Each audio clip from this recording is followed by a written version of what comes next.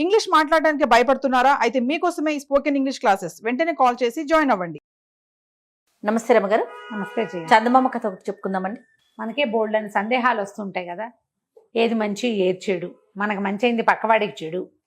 అవును, మనం చాలా ఇబ్బంది పడితే వాళ్ళు ఎవరికో ఉపయోగపడుతుంది. అసలు ఏమిటి లోకం పోకడేమిటో మనకే బోల్డ్. ఎప్పుడు దేవుడు ఇవాళ రోజు దండం పెట్టినా కదా మనకి ఈ కీడు ఎందుకు జరిగింది, ఆ ప్రశ్నలు ఎప్పుడు ఉంటాయి. మనం ఎప్పుడు పూజ చేస్తాం, ఎప్పుడు మంచిగా ఉంటాం, అయినా మనకు డబ్బులు రావట్లేదు, అయినా మనకు మంచి జరగట్లేదు, అయినా ఏవో ప్రాబ్లమ్స్ వస్తూనే ఉన్నాయి, మన పరిస్థితి ఎందుకు మారట్లేదు, అలా అలా వస్తూనే ఉంటాయి ప్రతి వాళ్ళకి. అలాంటి సందేహాల మీద ఒక కథ.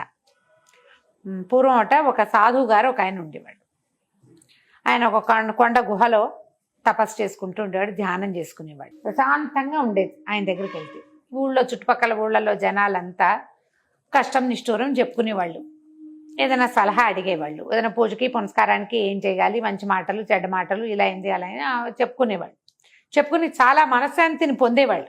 మనం కూడా ఎవరైనా పెద్దవారితో మాట్లాడితే చాలా మనశ్శాంతిని పొందుతాం, ఉపశమనం ఉంటుంది ఎంతో కొంత. ఏం కాదు, కాలం కలిసి వస్తుంది, ఇప్పుడు మీ సమస్య ఇలా ఉంది అని చెప్తారు.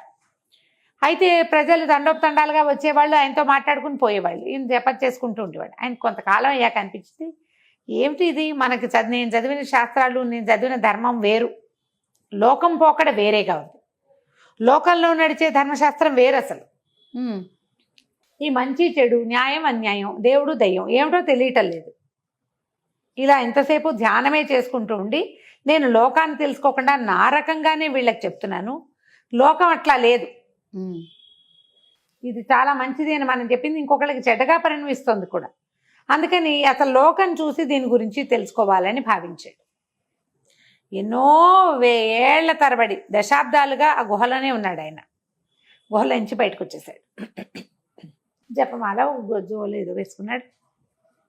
నడుస్తుంటే ఈయనకి ఒక చక్కటి అందమైన ఒక 12 ఏళ్ల పిల్లవాడు కనిపించాడు. పిల్లాడు ఆయన కలిసి నడవటం మొదలుపెట్టారు. దారిలో నడుస్తున్నాడు, సడన్గా పిల్లాడు ప్రత్యక్షం అయ్యాడు. అక్కడ నడుస్తున్నారు. నడవగా పిల్లాడిని ఎక్కడికి అయినా ఏమిటి అంటే నగరానికి వెళ్తున్నానని చెప్పి, నేను కూడా అటే వెళ్తున్నాను, పద కాలు సాగించుకుందామని. ఈయనకి చిన్న పిల్లాడు కదా, వెంట పెట్టుకుని వెళ్తే బాగుంటుంది అనిపించింది. ఇద్దరు వెళ్ళారు. మధ్యలో ఒక చోట ఆగారు, ఎవరో ఏదో పెడితే కలిసి తిన్నారు. బాగుంది. ఆ నగరానికి పట్టణపు పొలిమేరలలోకి వెళ్ళేసరికల్లా ఒక 4-5 సేవకులు, బాబు రండి మా స్వామిగారింటికి, మా అయ్యగారింటికి అని చెప్పి వీళ్ళని తీసుకుపోయారు. పెద్ద భవనం, ఓ 4-5 సేవకులు ఉన్నారు. సరే వాళ్ళు రండి అని చాలా ఆప్యాయంగా పిలిచారు. ఈ పిల్లవాడిని చూస్తే ఆయనకి ఎంత ముద్దొచ్చిందో ఆ ఇంటి యజమానికి. సాధువు గారికి చక్కగా భోజనం అది అరేంజ్ చేసి పిల్లాడిని మహాముద్దుగా చూసి, ఆయనకి ఎప్పుడో ఎవరి దగ్గర నుంచో గిఫ్ట్ వచ్చింది, ఒక బంగారు పాత్ర. ఆ పాత్రలో ఈ పిల్లవాడికి అన్నం పెట్టించాడు. పిల్లాడు మహాముద్దు వస్తున్నాడు, ఆ ముచ్చట పట్టలేకపోయాడు. ముచ్చట పట్టలేక ఆ పిల్లాడికి ఆ భోజనం అందులో వడ్డించారు. ఈయనకేంటంటే అతిథి సేవ చాలా ఇష్టం. ఊళ్ళోకి వచ్చిన వాళ్ళని వెంట పెట్టుకుని మరీ తీసుకెళ్తారు. వాళ్ళకి ఆతిథ్యం ఇచ్చాం, వీళ్ళకి ఆతిథ్యం ఇచ్చామని చెప్పుకుంటారు. భోజనాలు అయిపోయిన తర్వాత ఈయన చూశాడు, ఆ పిల్లవాడు ఆ కడిగి అక్కడ పెట్టిన బంగారు పాత్రని ఎత్తి తమ జోల్లో పెట్టేస్తున్నాడు. కంతపోయాడు. అదేం పనిరా అందామనిపించింది. ఈ లోపల ఎవరో వచ్చారు. పిల్లాడి మీద దొంగతనం పడిపోతే కొట్టేస్తారో ఏమిటో. ఆయన కామ్గా ఊరుకున్నాడు. ఏం చేయాలో తెలియలా, అర్థం కాలేదు ఆయనకి. ఒక గంటన్నర పోయింది.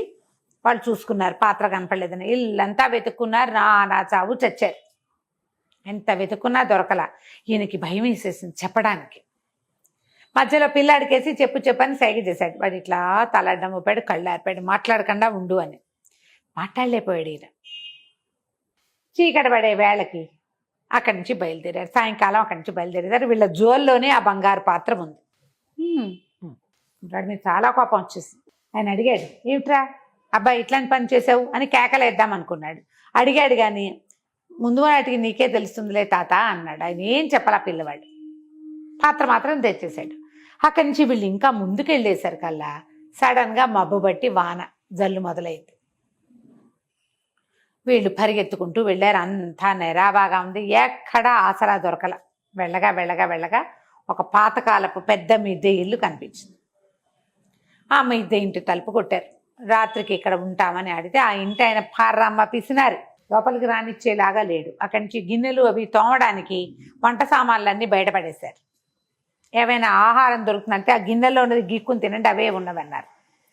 గిన్నెల్లో కాస్త కోస్త అడుగు పొడుగు అన్నము, అంత కూర, ఇంత పులుసు, కాస్త ఎంత ఉంటాయి రాత్రికి పడేసే పాత్రల్లో, ఆ అడుగు పొడుగు అన్నం తిని ఈ ముసలాయన, ఈ అందమైన కుర్రాడు వాళ్ళ పంచలో పడుకున్నారు. పడుకున్నాక ఆ గీక్కుని తినేదే అంతే. పిల్లాడి పొద్దునే మళ్ళీ వెళ్ళిపోతూ ఇక్కడి నుంచి బయలుదేరారు వీళ్ళు. బయలుదేరిచి ఈ అబ్బాయి ఏం చేశాడు, ఆ పాత్రని వాళ్ళ ఇంట్లో పెట్టేసి వచ్చాడు. వదిలేశాడు బంగారు పాత్రని. బయటకు వచ్చేసాడు. వచ్చేసాక ఈయన సంచిలో చూస్తే పాత్ర ఏది అంటే అక్కడ వీళ్ళ ఇంట్లో పెట్టాను అన్నాడు. ఆయన నిర్ఘాంతపడి, ఊరిని దుంపదేగా, అసలు రోడ్డు మీదకి ఎదురొచ్చి ఆతిథ్యం ఇచ్చి ఇంటికి తీసుకెళ్ళి కమ్మగా షడ్రసోపేతమైన రుచికరమైన పదార్థాలు అన్నీ వండి పెట్టి ముద్దు కొద్దీ నీకు బంగారు పాత్రలో వడ్డించిన వాడింటో దొంగతనం చేసావా నువ్వు? వాడి పాత్ర కాస్త పుచ్చుకొచ్చేసావు. రాత్రి ఎండు చిక్కులు గీకి పెట్టి గీక్కుని తిన్నావు. వాడేం పెట్లా, మనమే గీక్కుని తిన్నాం. పంచలో పడుకొని ఇచ్చాడు, చల్లో పడుకున్నాము. వీడికేమో బంగారు పాత్ర ఇచ్చావా? ఏమిటిది, నాకు అర్థం కావటం లేదు నీ ప్రవర్తన అంటే పిల్లవాడు నవ్వాడు. అవును, మనకి షడ్రసోపేతంగా భోజనాలు పెట్టారే, వాడి దగ్గర డబ్బేం లేదు. వాడు పూర్వకాలం నుంచి అట్లా పెడుతున్నాం కాబట్టి ఏమీ లేకపోయినా సరే అప్పు చేసేనే ఇట్లా పెట్టుకుంటున్నాడు. ఇప్పుడు ఒక వస్తువు పోయిందా, వాడికి బుద్ధి వచ్చింది. వాడు ఇంకా రోడ్డు మీదకి పిలిచి పంపించి భోజనాలు పెట్టడు, దారిలోకి వస్తాడు. కలిగినంత ఇంటికి వచ్చి వాకిటోకి వచ్చి అడిగిన వాడికే పెడతాడు. ఇక విసురుగిన భోజనాలు అవి చెయ్యడు. ఇప్పుడు చూడు, 4 సైనికుల్ని 4 సేవకుల్ని పంపించి ఊళ్ళోకి వచ్చిన వాళ్ళని వాడు పీక్కెళ్ళటం ఎందుకు చెప్పు? ఎవరికి కావాల్సింది వాళ్ళు వెళ్తారు కదా. నీ సందులోకి వచ్చి నీ వాకిలి గుమ్మంగా తట్టిన వాడికి అన్నం పెడితే సరిపోతుందా? అతనికి ఆ జ్ఞానం లేదు. వస్తువు పోవటం వల్ల వాడికి ఆ జ్ఞానం వచ్చింది. కావాలంటే ఈసారి వెళ్ళేటప్పుడు కనుక్కో, నీకే తెలుస్తుంది. రెండో ఇంట్లో పొద్దునే లేచి బంగారు పాత్ర చూసుకున్న వాడి పరిస్థితి ఏంటి? రాత్రి మనం చేసిన దానానికి ఫలితం, మనం చేసిన దాని ఏంటి, వెధవ ఎండు చెక్కులు తినండిరా అని చెబితేనే బంగారు పాత్ర వస్తే చక్కగా వండి వడ్డిస్తే ఎంత వస్తుందో. పిసినార్తనం అనుకుని దానం చేయటం మొదలు పెడతాడు. లోకం రీతి ఇది. కలిగిన వాడికి పోయిందంటే ఎట్లా ప్రవర్తించకూడదో వాడు తెలుసుకుంటాడు. లేని వాడికి దొరికిందంటే ఏ ప్రవర్తన వల్ల ఇది వచ్చిందో దాన్ని ఇంకొంచెం పెంపొందించుకోవాలనుకుంటాడు. ఇదే ధర్మం అని చెప్పాడు. ఉన్నట్టుండి పిల్లవాడి మాట చెప్పంగానే థళథళలాడుతూ బట్టలు అవి వచ్చేసినవాడు, సామాన్యమైన పల్లెటూరు పిల్లవాడిలాగా కనపడ్డవాడు ఒక దేవదూత స్వరూపంలో ప్రత్యక్షమయ్యాడు.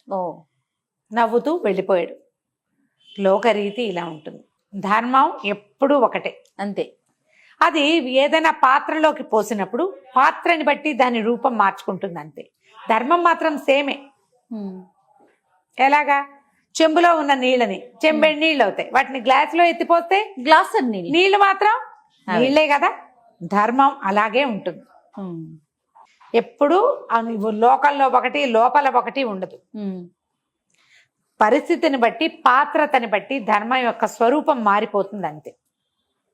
విపరీతంగా దానాలు చేసేవాడికి అంత చేయకూడదని, అస్సలు దానం చేయవాడికి చెయ్యని వాడికి చెయ్యాలని. కానీ దానం మాత్రం సేమే, అంతే కదా. వాడికి తగ్గించాలి, వీడికి పెంచాలి. విషయం మాత్రం సేమే ఉంటుందని చెప్పి మాయమైపోయాడు. ఈయన ఇంకెందుకు నేను లోకం గురించి తెలుసుకోవటం, భగవంతుడే ఇట్లా వచ్చి ఇన్నేళ్ల తపస్సు ఫలితంగా భగవంతుడు వచ్చి ఈ రకంగా దేవదూత స్వరూపంలో తెలియజేశాడని ఆయన మళ్ళీ గుహలోకి వెళ్ళిపోయాడు. యథావిధిగా ఆయన ధ్యానం చేసుకునేవాడు. ప్రజలు వచ్చి ఆయన దగ్గర సాంత్వన పొంది ఎంతో కొంత నమస్కారాలు చేసుకుని వెళ్ళేవాడు. కథ కంచికి మనం ఇంటికి. బాగుంది రమ్మగారు. నమస్తే. నమస్తే.